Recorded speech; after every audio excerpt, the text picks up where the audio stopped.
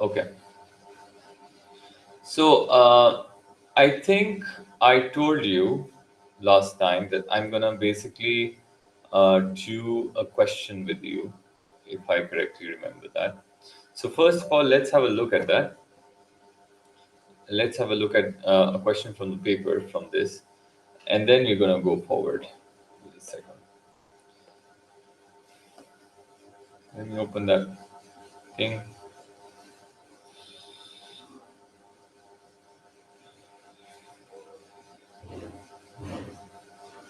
I think it was from 2022.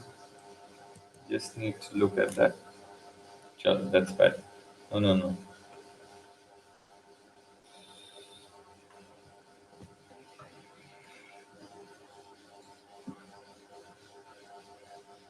Okay, Khatija, please come on time. What is this behavior?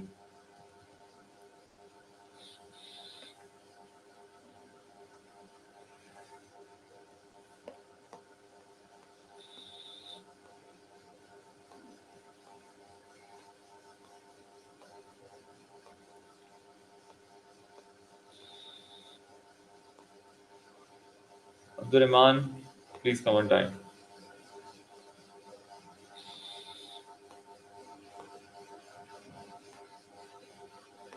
Okay, this doesn't have it. I think this site doesn't have that. Wait, we got to go through the other one.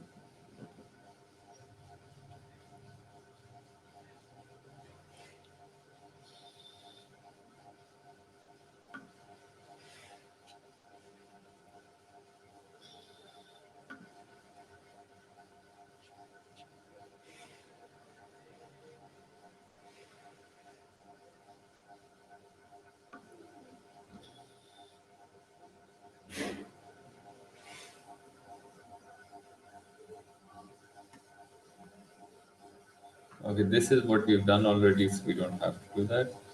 There was this question from the other thing. A second.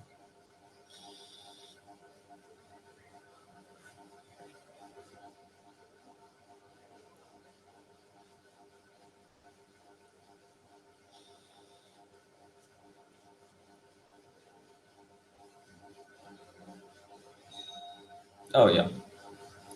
So basically, this question is the question from the um, twitching, I think. It was, well, this is the same question as we did for the twitching one. It's the two parallel wires thingy. But now I'm not even, I don't want to do this. It's super easy. Let's check. I think it was in winters then. Same type of question came.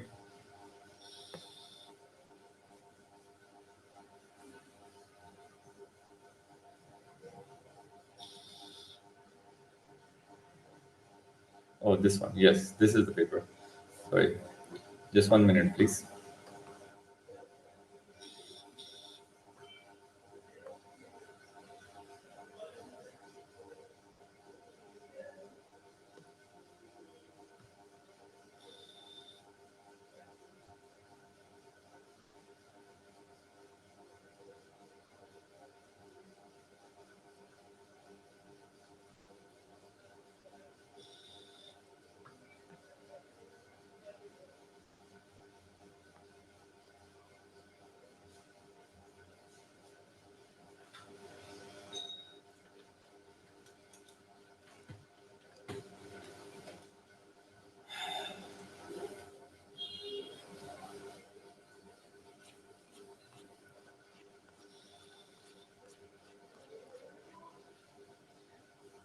Okay.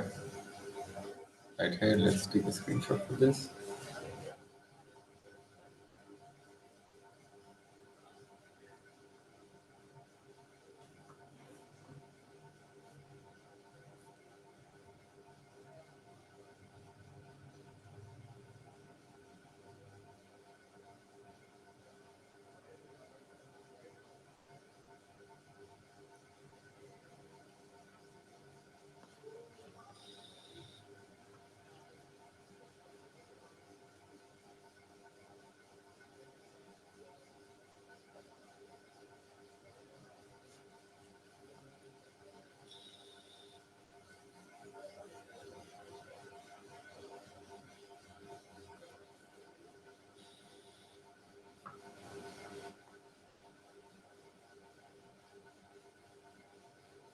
Okay, kids.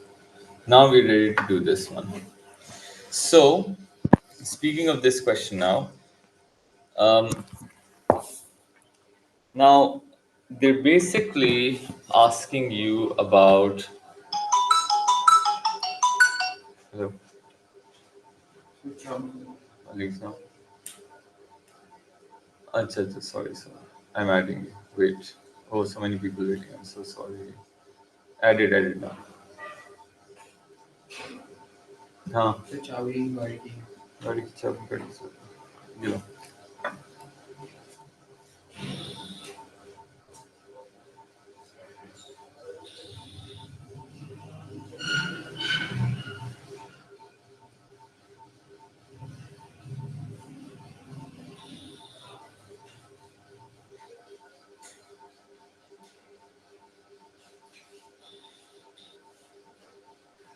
All right. Now starting this one. So when they say you have to define the magnetic flux density, so it's a 3 mark question. Basically, there's no particular definition. You just need to remember that F is equal to the force in magnetic field is equal to BIL. Now you want to define B, which means it will be force over current times the length. This is what you need to remember, right? So how to define this? We're going to say magnetic. So I'm going to break it down into different points. You can basically write them together. Magnetic flux density is force per unit current, first of all, then and force per unit length. So this is basically 2 points that you're going to get. The third point is when you write, the third point is when you write that the current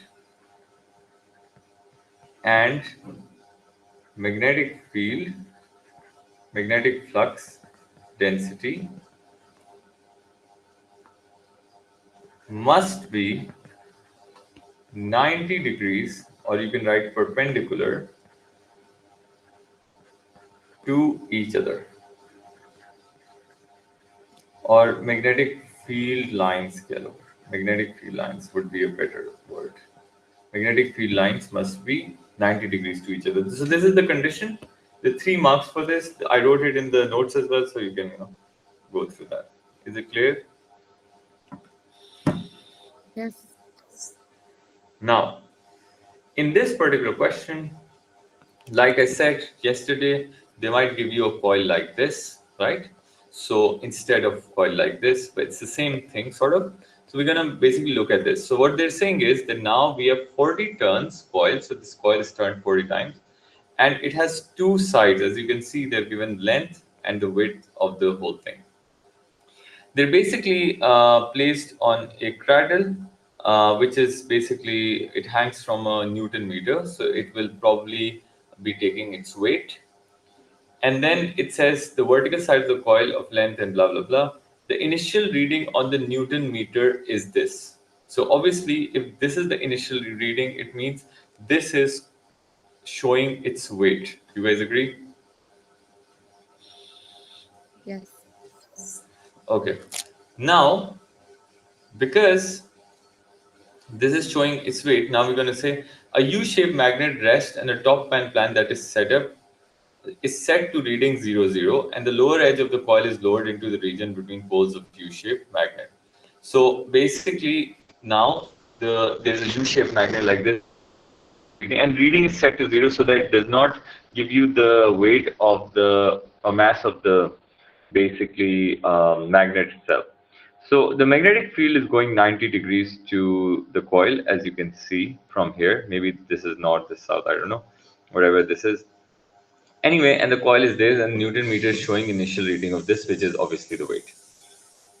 Now it says the magnetic field in the region between the poles is uniform. The lower edge of the coil is entirely within the uniform magnetic field.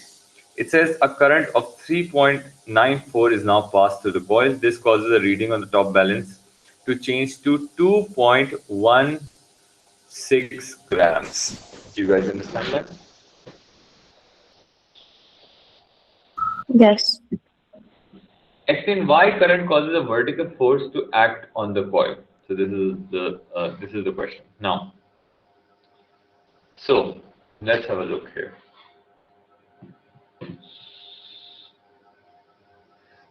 First of all, we need to understand that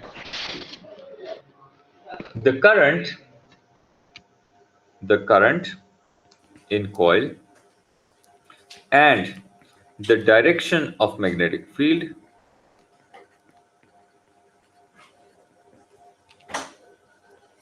are perpendicular.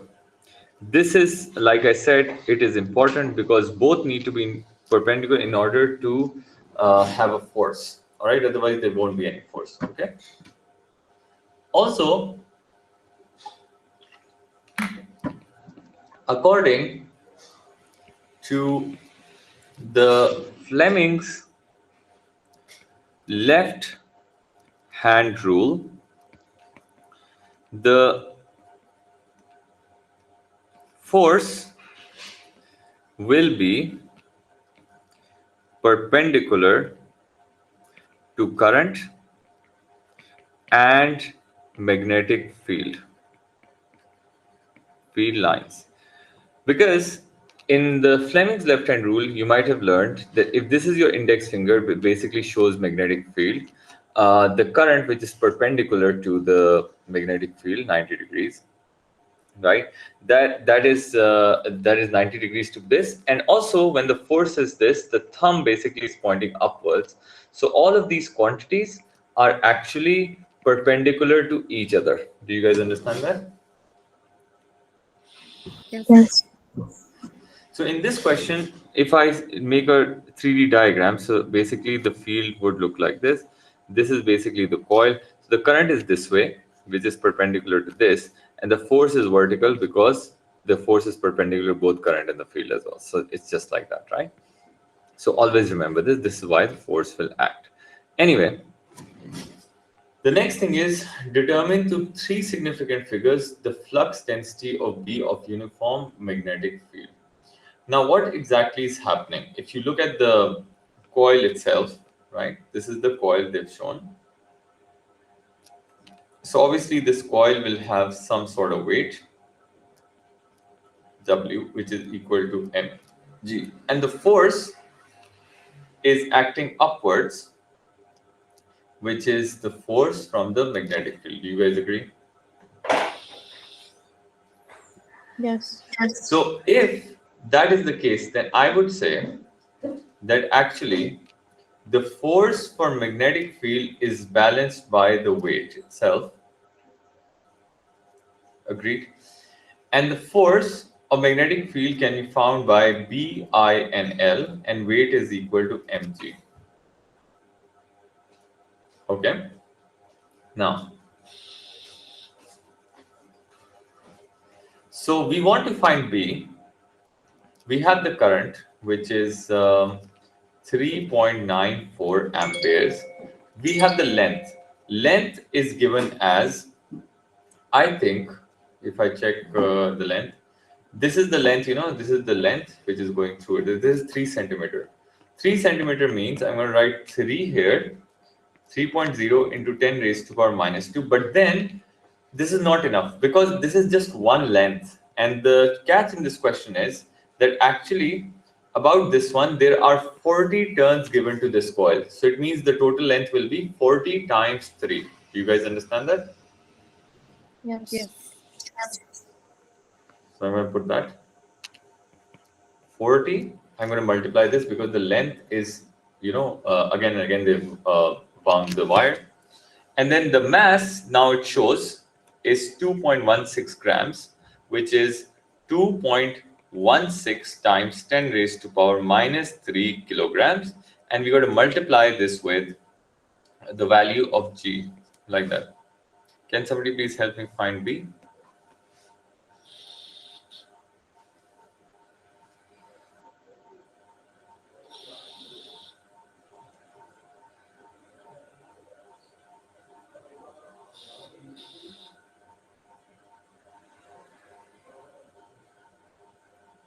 This is basically the force on the magnet itself. That's force of the magnet. Let me just draw the magnet instead so you don't get confused later on. So this is basically on the band balance. This weight of, yes, 4.4 into 10 raised to the power minus 3. 4.49. 4.4 into 10 Hmm? raised to the power minus 3. 10 raised to minus 3 Tesla should be the answer, right? Is that clear, everyone? Okay. Yes. You have to give it to three significant figure. Can you give me the third, please? 4.44. 4.44. Okay, perfect. Now, then it says determine what is now the reading on Newton meter. Now, the Newton meter, basically, this was the coil initially. The Newton meter was showing when there was no force on this, the Newton meter was showing the weight of this coil as, I think they gave it to us somewhere, 0.563, right? 0.563 newtons. Now there is an upward force acting on it as well. That force is 4 point, sorry, my bad.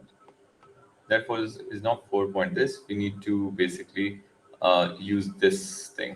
Can you find the force equals to 2.16 times 10 is to minus 3 times 9.81? What is that?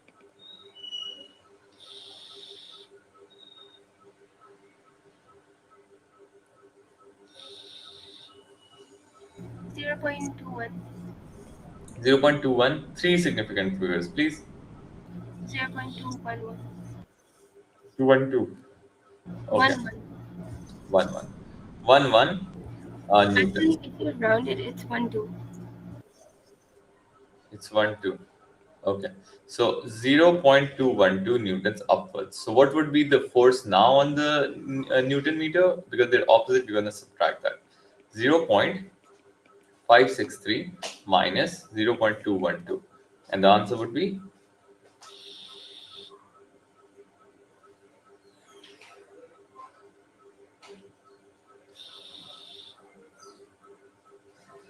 1. 1. Yes, 1. So for the force, it's 0.021, not 0.212. What are you guys doing? That's not It's fair. 0.021. Why would you get a wrong answer? Okay. And now can you please subtract these?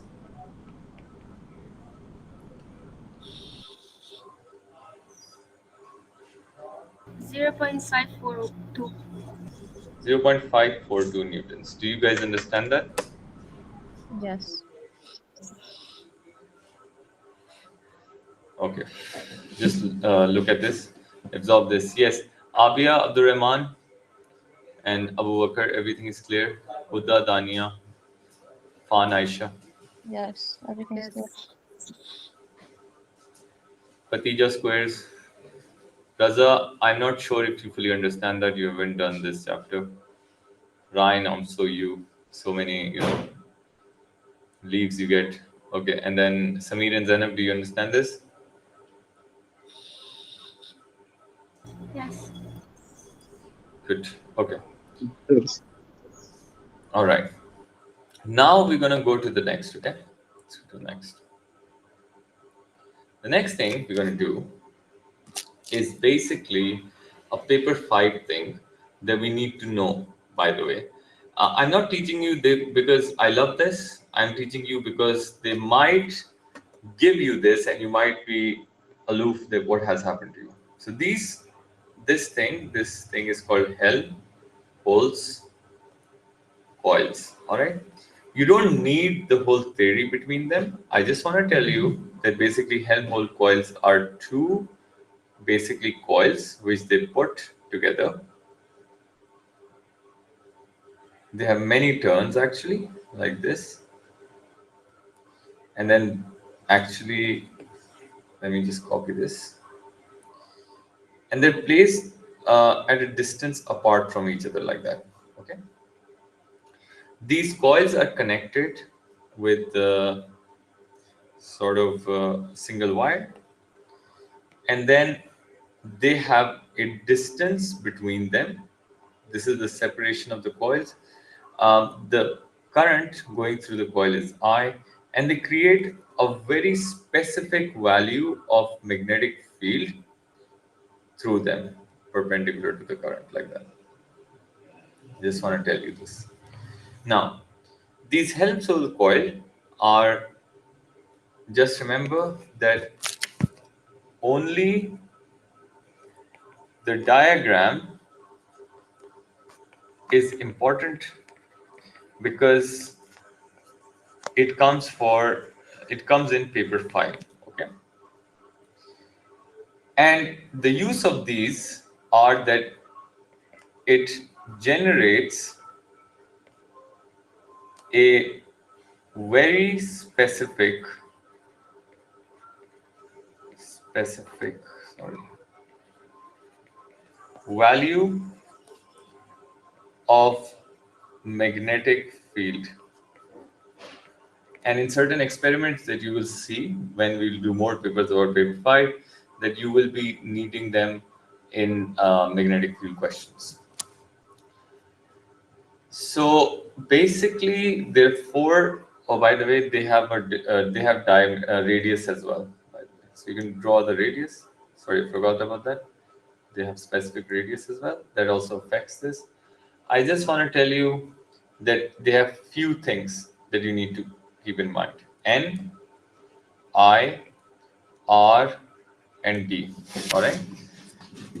So in this one, N is the number of turns in coil. I is the current. R is the radius of coils, and D is the separation of coils. Separation of coils, but just write center to center. So these, by changing these values, you can alter the value of B. You can say by changing these values, you can alter values of B. All right, kids, just write this down and then we're gonna go forward.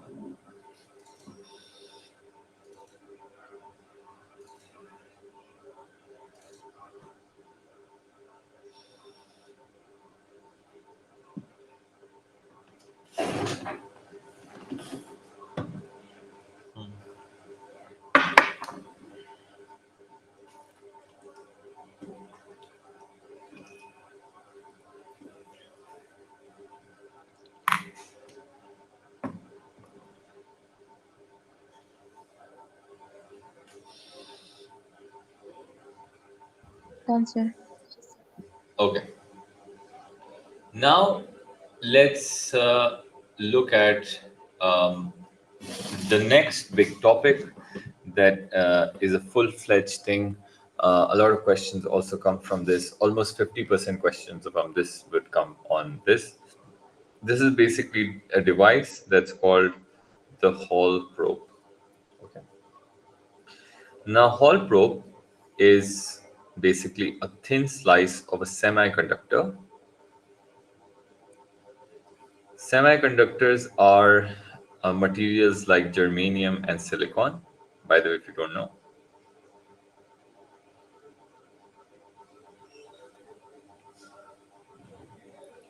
I don't know, 1, 2, 3 lines I got down. Okay. And these materials like that. So let's copy this up. Let's have a look. So there are a few things that you want to remember. First of all, the dimensions of this thin slice would be d, and then you also need to know about the thickness of these. Let's call this t.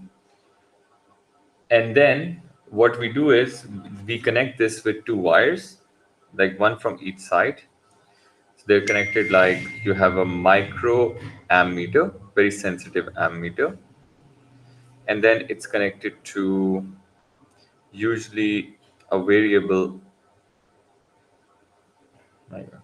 usually a variable thing, variable resistor, and then a power supply, and the other end goes like this on the other side, like this. The magnetic field is then passed through it at 90 degrees to the whole thing, like that. So this is the magnetic field going through it.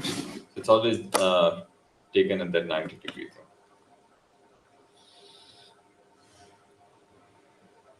Okay, please draw this diagram.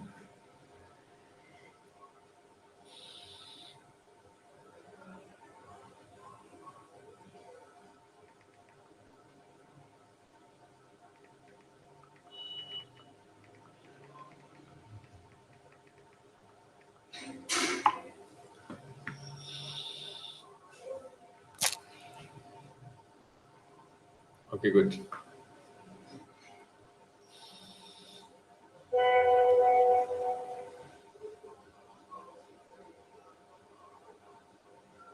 Done, sir.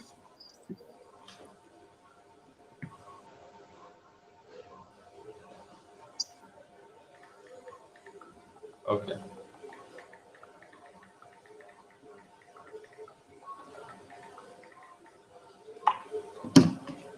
All right.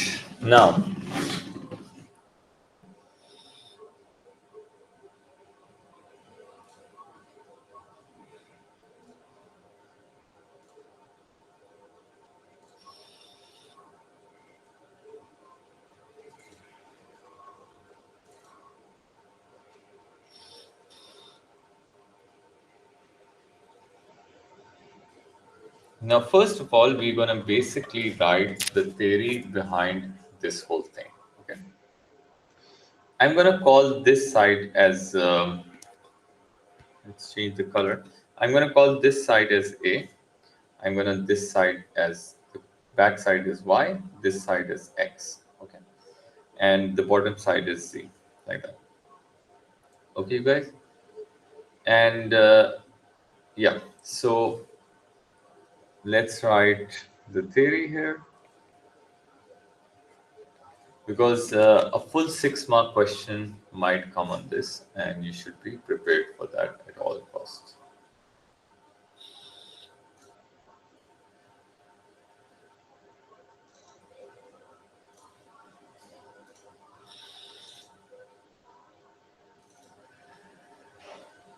Okay. So speaking of the theory, now please write this. First of all, we need to understand that as electrons, so this is a 6-mark question that I'm writing about, okay? As electrons flow into the semi-conducting material, they feel a force due to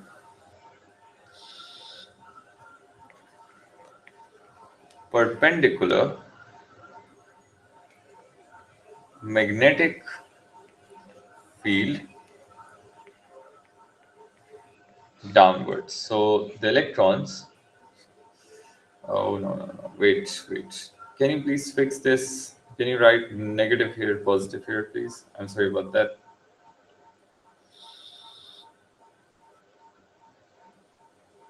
If you do, it would be very nice. Okay. So as electrons flow into semiconducting material, they feel a force due to perpendicular magnetic field downwards. The next point, please. According to Fleming's left hand rule,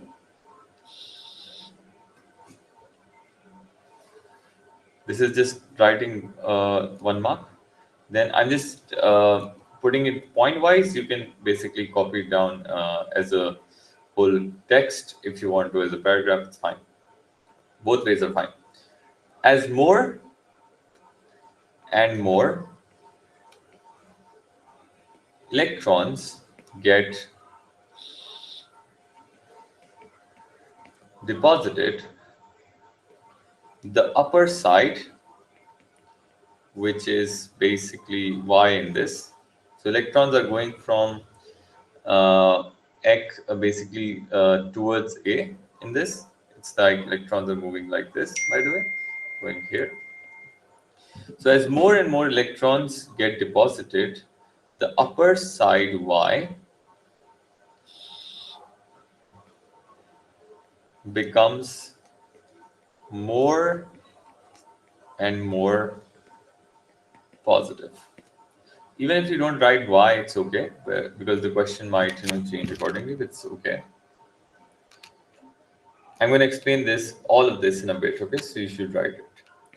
This creates an electric field within the slice.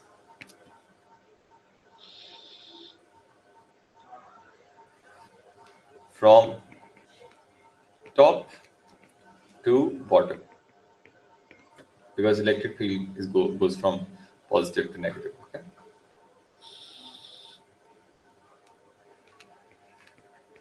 At one point, the electric field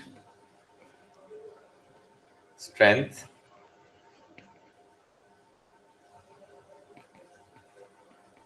is enough that the electric force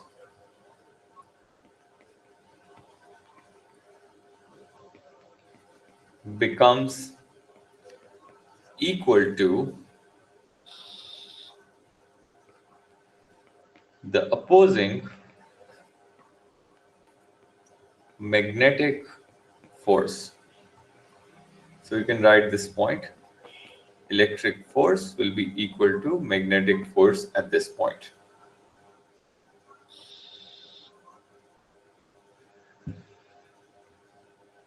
So net force on incoming electrons is now 0. Hence, they achieve a steady current value.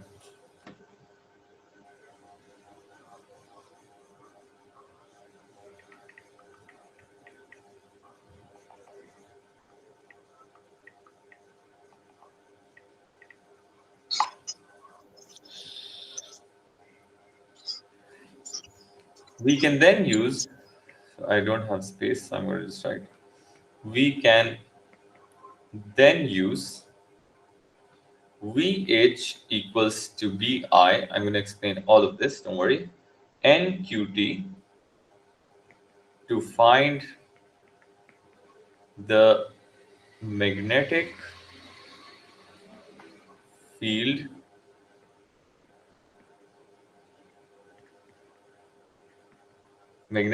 strength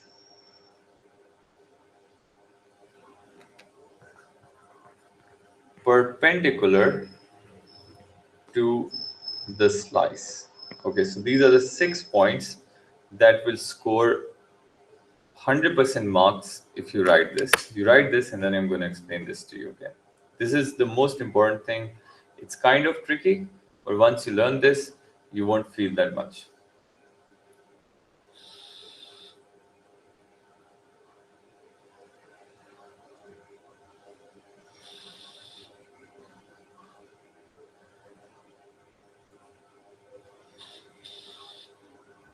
Uh, sure, is it for P5?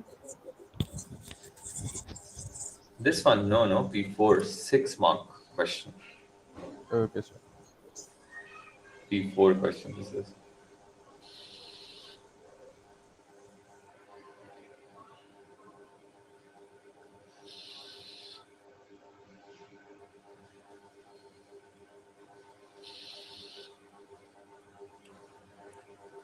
Okay. Raza, no. Raza, this been for very long. It's not from the new syllabus. I mean, yes, it is the part of the current syllabus, but it was included much before than the changes in the syllabus. Okay, Raza.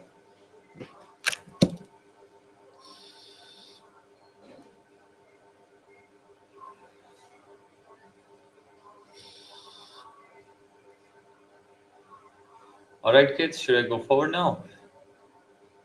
Yes. Copying the diagram, sir. Okay, copying the diagram. Okay. So those who have copied the diagram, now you start making a 2D diagram of the same thing. Okay, so let me show you what's happening in this one. Actually, this is the front of the same slice that we have drawn in the diagram, which means this is the side Y and this is the side Z. Do you guys agree?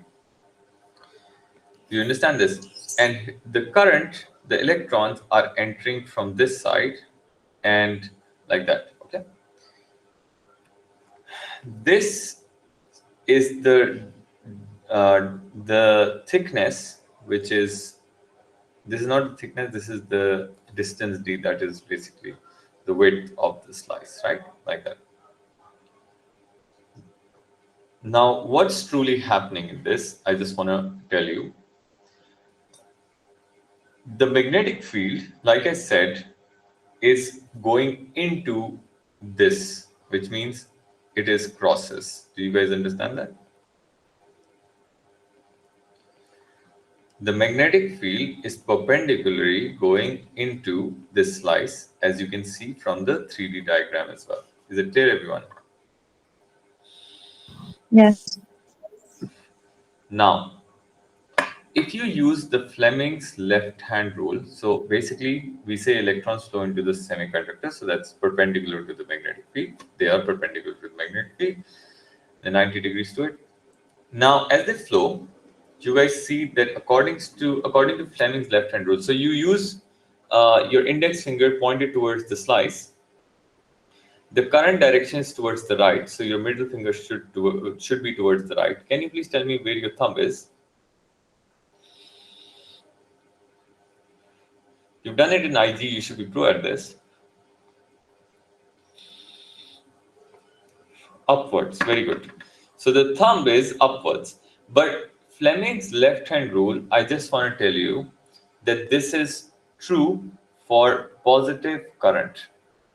But right now we have electron flow. So it will be opposite of this, which means that the force on electron will be down, force of proton should be up. So because electrons are coming up, so these electrons are gonna get deflected towards the bottom side. This is what I've written.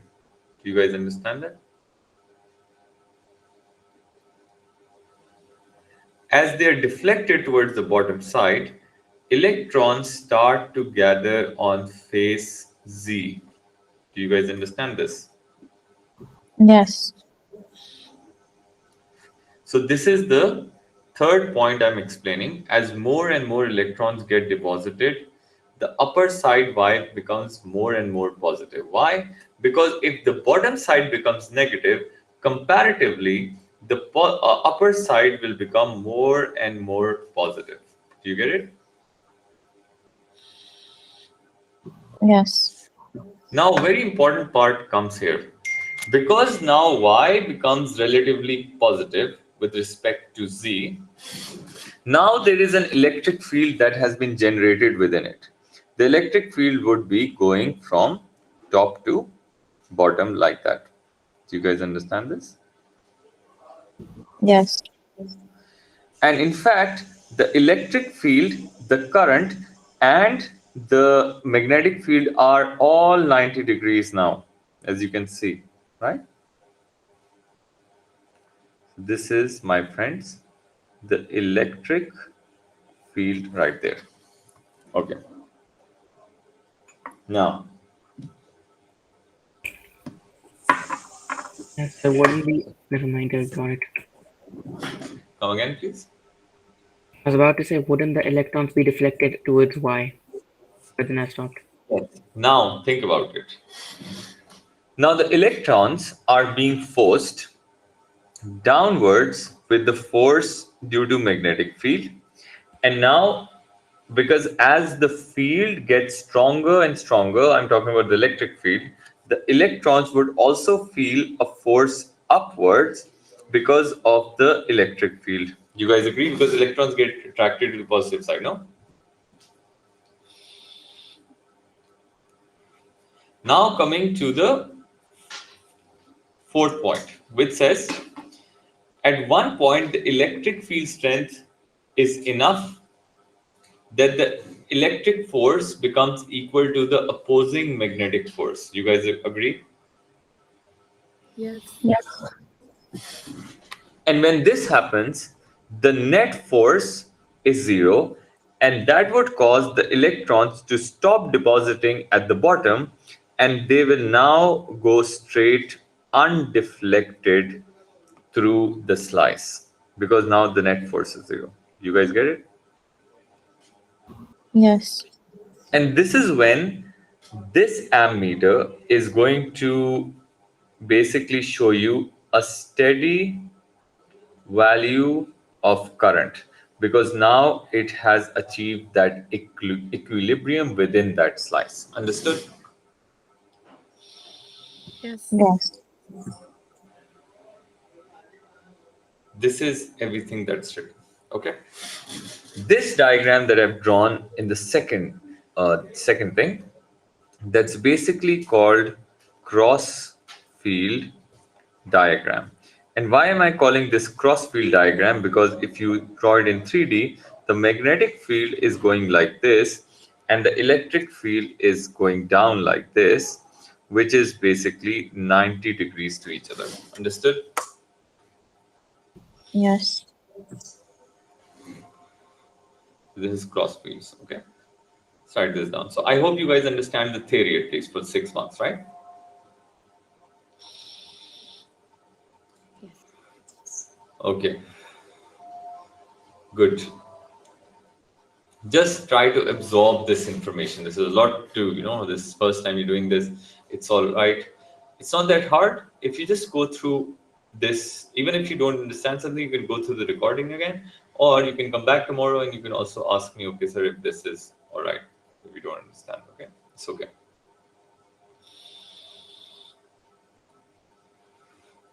Now, the last point that I've written, we can then use VH equals to BI over NQT to find the magnetic field strength perpendicular to the slice. This point, I'm going to explain it tomorrow with certain type of questions that they're going to ask you in the exam.